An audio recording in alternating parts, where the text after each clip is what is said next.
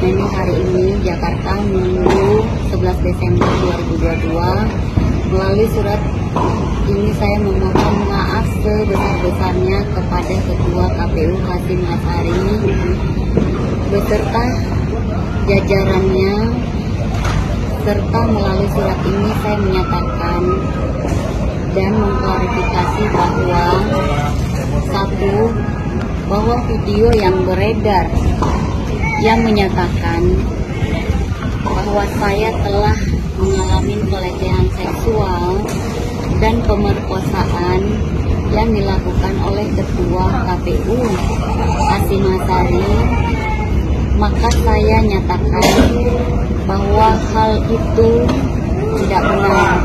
Barangnya masuk nggak menurut Anda? Ya masuk lah, Pak. Oke, kemudian Anda percaya yang mana? Anda percaya kepada video pernyataan Hasnaini yang sebelumnya yang awal atau video bantahannya? Bebas. Kalau saya, saya percaya yang pertama. Tapi kalau Anda mau percaya yang kedua juga nggak apa-apa.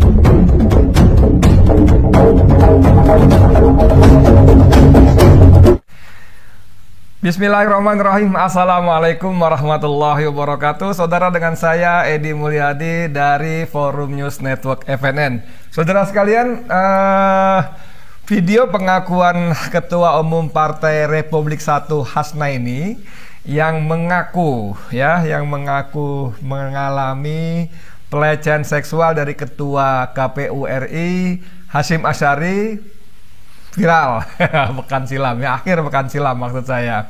Namun setelah viral di berbagai platform media sosial, beredar di grup-grup WA, juga di YouTube saya Bang Edi Channel ya. Kemudian kemarin beredar video baru bantahan dari Hasnaini yang menyatakan bahwa semua pengakuannya itu dalam kondisi khilaf, marah, dan sedang sakit depresi ya. Dia bikin pernyataan klarifikasi dalam video sekitar 2 menit. Pernyataan klarifikasi itu antara lain dimuat di Harian Terbit ya. Mengaku kesal dan depresi, wanita emas klarifikasi dan minta maaf kepada Ketua KPU. Saya bacakan sedikit ya. Ketua Umum Partai Republik 1 Hasnaini Muin alias wanita emas meminta maaf kepada Ketua KPU RI Hasyim Asyari setelah melaporkannya ke Dewan Kehormatan Penyelenggara Pemilu DKPP terkait dengan pelecehan seksual. Dia mengaku sedang depresi saat mengatakan pernyataan itu. Saya memohon maaf yang sebesar-besarnya kepada Ketua KPU Hasyim Asyari beserta jajarannya, serta melalui surat ini saya menyatakan dan mengklarifikasi bahwa video yang beredar yang menyatakan bahwa saya telah mengalami pelecehan seksual dan pemerkosaan yang dilakukan oleh Ketua KPU RI Hasyim Asyari, maka saya nyatakan bahwa hal itu tidak benar. Perkara itu saya katakan karena kesalahan saya dan kekhilafan saya akibat saat ini saya sedang mengalami sakit depresi, kata wanita emas dalam videonya yang diterima di Jakarta Senin 26 Desember ini. Telat karena video sudah beredar sehari sebelumnya. Saya hari ini Jakarta Minggu 11 Desember 2022. Melalui surat ini saya memohon maaf sebesar-besarnya kepada Ketua KPU Hasyim Asyari beserta jajarannya, serta melalui surat ini saya menyatakan dan mengklarifikasi bahwa video yang beredar yang menyatakan bahwa saya telah mengalami pelecehan seksual dan pemerkosaan yang dilakukan oleh Ketua KPU Hasyim Asyari, maka saya nyatakan bahwa hal itu tidak benar. Perkataan itu saya katakan karena saya dan kehilapan saya. Akibat saat ini saya sedang mengalami sakit depresi. 2. Bahwa pada faktanya hubungan saya yang ada selama ini antara dengan Ketua KPU RI Hasyim Asyari adalah hubungan yang bersifat profesional saja dan tidak lebih dari itu. Yang ketiga, bahwa saya memastikan jika di kemudian hari terjadi lagi kejadian serupa yang dilakukan oleh pihak manapun, saya nyatakan hal itu tidak benar. Demikian surat pernyataan ini dan klarifikasi ini saya buat agar diketahui seluruh pihak yang terkait dalam hal ini, serta saya tanda tanganin secara sadar dan tidak sedang berada di bawah tekanan dan pihak manapun. Terima kasih, saya Hasnai. Gimana saudara sekalian? Di situ menyatakan satu, meminta maaf kepada Ketua KPU Hasyim Asyari dan jajarannya. Kemudian dia juga membantah bahwa dia telah mengalami pelecehan seksual bahkan pemerkosaan dari Ketua KPU Hasyim Asyari. Anda percaya dengan klarifikasi dari Hasnai ini? Boleh percaya, boleh tidak ya. Tapi kita paham betul bagaimana bagaimana perilaku politik di negeri ini yang dilakukan oleh para petinggi negeri ya, termasuk organ-organnya. Kalau kita baca di grup-grup WA, komentar macam-macam ya. Saya belum mengulik betul di Twitter, tapi kalau biasanya Twitter itu kan dasar sekali netizen itu memberikan komentar yang kata orang Jawa seenaknya sendiri ya. Nah, tapi di grup WA juga umumnya mereka meragukan klarifikasi dari Hasnai ini, dan mereka kadung atau terlanjur percaya kepada video yang tersebar sebelumnya bahwa ada pelecehan seksual, ada janji-janji, ada gratifikasi dalam untuk hubungan laki-laki perempuan dewasa dan seterusnya dan sebagainya. Nah, jangan lupa bahwa video kemarin itu beredar, di antaranya dibuka dengan pernyataan dari atau pengantar dari Ketua Partai Pandai, Ketua Umum Partai Pandai Farhad Abbas. Kita tahu Farhad Abbas juga seorang lawyer yang sangat dikenal ya. Nah, tentang bantahan video tersebut, Farhad Abbas juga sudah bicara di media ya. Antara lain di Detik ya, antara dibuat di Detik maksud saya. Farhad respon video Hasnai ini cabut pernyataan soal asusila Ketua KPU. Oke, saya bacain. Beredar video Hasnai ini, wanita emas mencabut pernyataannya tentang dugaan asusila yang dilakukan Ketua KPU RI Hasyim Asyari. Farhad Abbas yang melaporkan dugaan asusila Ketua KPU terhadap Hasnai ini ke DKPP buka suara menanggapi video tersebut. Farhad Abbas yang tergabung dalam Gerakan Melawan Political Genocide atau GMPG saat melaporkan KPU RI Hasyim Asyari ke Dewan Kehormatan DKPP penyelenggara pemilu mempertanyakan video permintaan maaf Hasnai ini. Itu kan jelas dia bikin surat pencabutannya tanggal 11 Desember. Sedangkan dia buat laporan, itu kan kelihatan dia dipaksa sama lawyernya. Itu kan penghalangan keadilan saja, kata Farhad Abbas saat dikonfirmasi Senin 26 Desember. Farhad Abbas menuding Hasyim Asyari tengah panik. Menurut Farhad, laporan yang diajukan ke DKPP dikuatkan dengan bukti-bukti yang ada. Justru itu makin memperlihatkan Hasyim itu kalang kabut. Kita kan bukan cuma asal mulut. Ada bukti, ada ancaman pidananya, itu merekayasa itu, ujar Farhad. Ketua Umum Partai Pandai itu menyebut Hasnai ini membaca draft saat menyampaikan permohonan maafnya. Dia menduga Hasnai ini ditekan saat membuat video tersebut. Kelihatan dia akan membaca draftnya. Dia pengacaranya namanya Brian atau Brian ya, spellingnya Brian ya. Brian itu datang. Habis itu dia kirim ke Hasyim disomasi nggak mau jawab, harusnya dia jawab somasi. Jelaskan dong, kata Farhat. Kalau misalnya Hasnaini tidak ditekan, ngapain dia buat kuasa tanggal 22 itu kepada pengacara? Maksudnya 22 Desember ya? Iya. Oke. Saudara sekalian, saya beruntung tadi sempat menghubungi Farhat Abbas melalui saluran telepon. Walaupun mungkin karena sinyal sedang suasana hujan, sinyal handphone tidak begitu bagus, tapi apa yang dijelaskan Farhat Abbas dalam berita ini dia sampaikan kepada saya juga melalui saluran sambungan telepon. Ini penjelasan Farhat Abbas. Ya. Apa kabar? Ya, apa kabar? Baik, Bang Edi. Mari kita ganggu-ganggu ya. Cuman gini, kita kan ada dibuat surat seolah-olah dia mencabut. Iya, iya. Katanya tanggal 11, tapi Ya. gini, Iya. ketua KPU ini kelabakan, dia kebakaran kalang kabut lah kira-kira gitu. Oke. Yang Hasnaini dulu dengan janji apa, diantaranya janji akan membantu mengejar tuntutan di kejaksaan.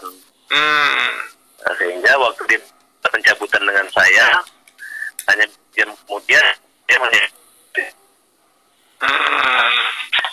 sehingga kita lanjut. Tapi syarat untuk membuat laporan di DKPP itu harus Hasnaini langsung yang membuat laporan. Makanya resmi ada tanggal 22 Desember itu ada dari Hasnaini. Hasnaini ada ya. Nah, kalaupun misalnya keluar dari pengacara lama berkhianat mengeluarkan ini, nggak ada pengaruh buat kita. Iya. Karena kalau kita udah laporkan ke polisi kan bahwa dia mengarang-arang kan kira-kira gitu. Oke.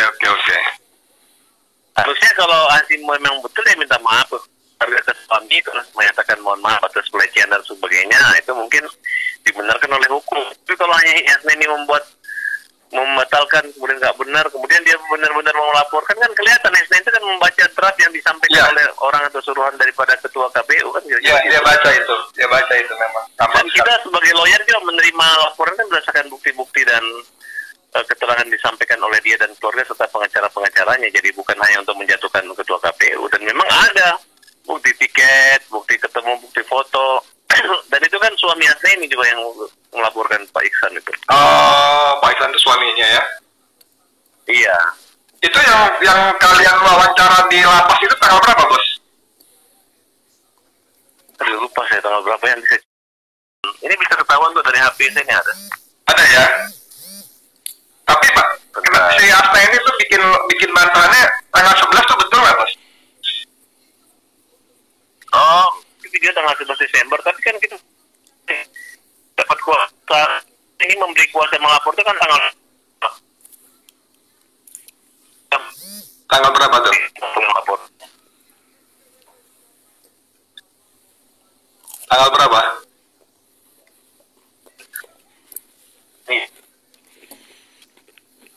Nah, Bagus salurannya ya. Terus putus ya. tanggal 6 November.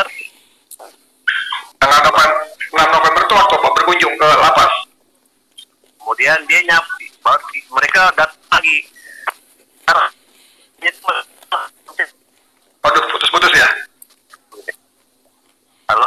Iya, tanggal 6 November itu tanggal apa tuh? Waktu berkunjung ke lapas, bikin rekaman itu. Iya, Sama Yani dan kawan-kawan itu. sama Yani. Oh, tanggal 6 November itu ya? Iya. Oke, tapi kan video itu baru beredar tanggal 22 kan?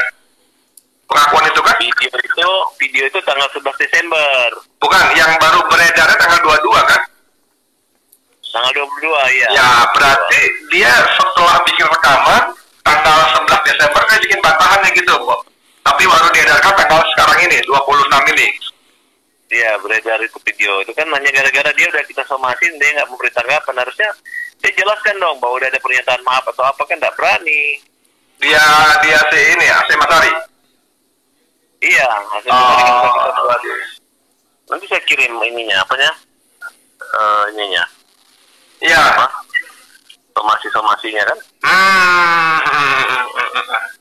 Jadi ini obrolan kita ini saya rekam, nanti saya masukin ke ini Bang Edi Channel sebagai tanggapan awal, gitu. Iya. Kalau Assalamualaikum. Saudara-saudara, ini kisah makin menarik, makin bergulir. Tapi kalau menurut saya tidak sekedar menarik, tapi juga penting. Karena biar bagaimanapun apa yang terjadi persoalan di seputar ini adalah membuka satu lagi dari sekian banyak barangkali borok kekuasaan penguasa, bagaimana mereka mencurangi pemilu yang sebetulnya kadung menjadi harapan publik rakyat Indonesia untuk memperoleh memperoleh wakil-wakilnya kalau pileg ya di DPR sana, atau memperoleh pimpinan nasionalnya kalau pilpres secara adil, jujur dan adil ya. Dan yang paling penting lagi memperoleh figur-figur personal yang memang berintegritas, yang amanah, yang punya kapasitas dan kapabilitas, ya kan. Tapi kalau memang prosesnya didahului dan dibarengi dengan berbagai macam kecurangan, bahkan seperti pada pengakuan Hasnaini sebelumnya, pada video sebelumnya, bahwa personal KPU bahkan ketuanya adalah titipan dari partai-partai besar, dan yang lebih mengerikan lagi menurut pengakuan Hasnaini juga sebelumnya, nanti mereka akan mengatur sedemikian rupa IT-nya yang berujung pada calon yang sudah ditetapkan kemenangannya, yaitu pasangan Ganjar Pranowo dan Erick Thohir. Maka ini betul-betul menjadi sebuah aib besar, dan saya kira bukan cuma kecurangan, tapi saya mengatakan sebuah kejahatan besar.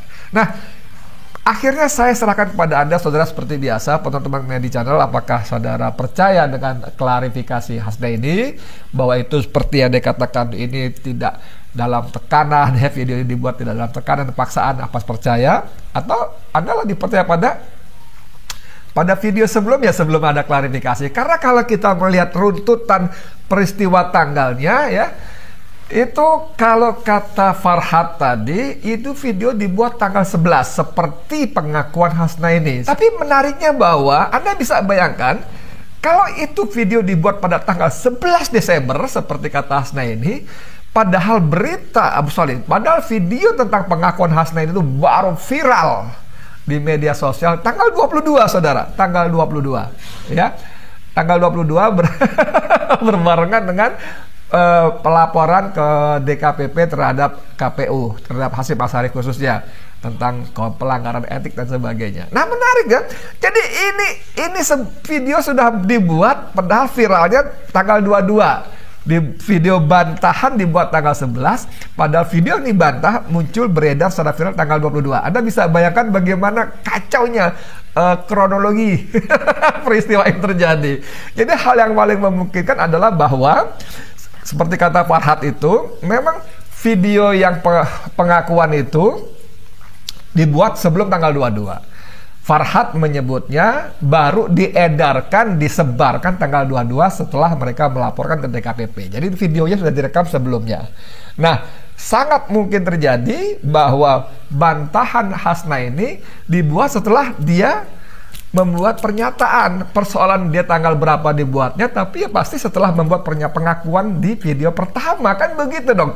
Bagaimana dia bisa membantah video yang dia bantah kalau videonya belum dibuat, ya kan gitu kan? Anda bisa memahami nggak penjelasan saya? Saya aja rada bingung. Kembali ke soal konten pernyataan video pertama yang dia dilecehkan, dia diperkosa bahkan ada berita barang yang masuk ya, nanti ada beritanya barang yang masuk itu ya. Ya, itu menjadi penjelasan tambahan. Masuk kan? Barangnya masuk nggak menurut Pak? Ya masuk lah, Pak. Oke, kemudian rahasia-rahasia apa yang saya ketahui di KPU? Terlalu banyak. Siap untuk menjadi justice kolaborator. Tapi saya harus dijaga keselamatan saya dan nyawa saya. Saya minta itu. Jangan kekerasan seksual ini dilakukan di ruang kerja dan di hotel ya, betul Bu?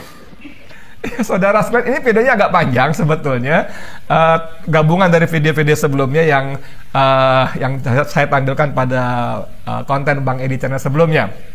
Tapi saya sengaja ambil paling detik-detik awal ketika ada suara-suara laki-laki. Jadi barangnya masuk nggak? Lalu Hasnaini dengan senyum-senyum malu, ya masuk lah mas, gitu ya.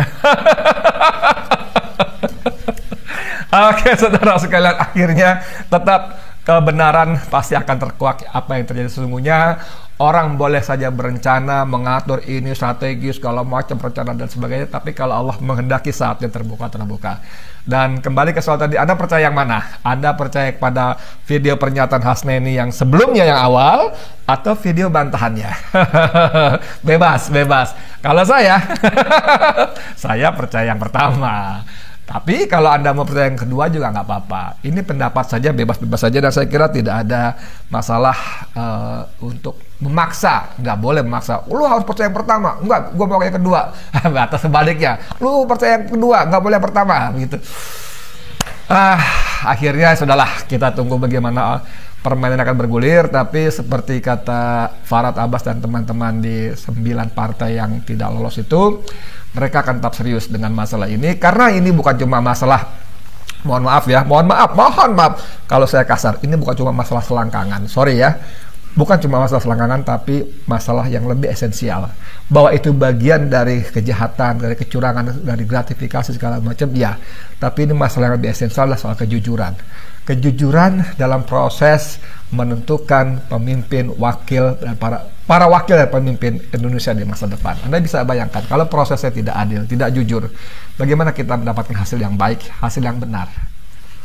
Allahu a'lam. Saya Edi Mulyadi untuk FNN. Assalamualaikum warahmatullahi wabarakatuh.